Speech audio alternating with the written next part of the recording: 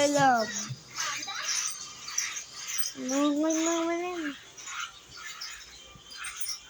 Mami, gusto ko ano yung mani. Bibili pa tayo. Huy, men. Kinanay Sandy yun.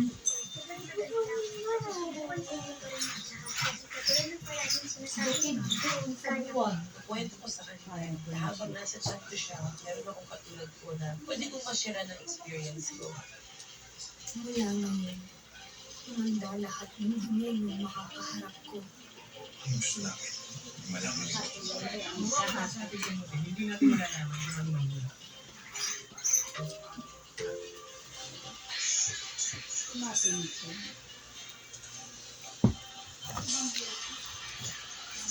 Sa huling pitong gabi, Dalawang gabi kasi Webes, Biyernes.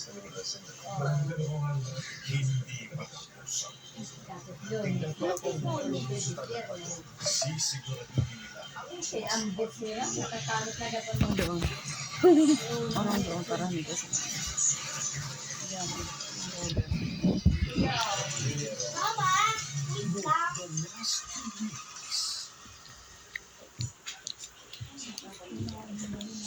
Oo nga eh.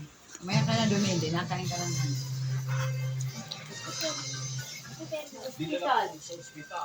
Ano po kami? Hospital na nasabi ni Sarah. Wala din naman mga yung hospital. Ayan yan. Na-stress na yan.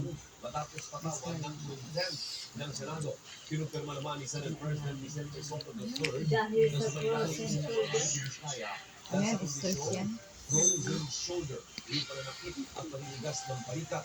Dagdag niya, may kailangan pagbisita ni Vizcaya sa ospital at agad na ibinalik sa Senado. Naharap sa patong-patong ng mga kaso sa ugnay ng anomalya sa mga pagawang bayan sa Vizcaya. Pati ang asawa niyang si Sarah na nakaditili naman sa Lapu-Lapu City. frozen shoulder yung tawag.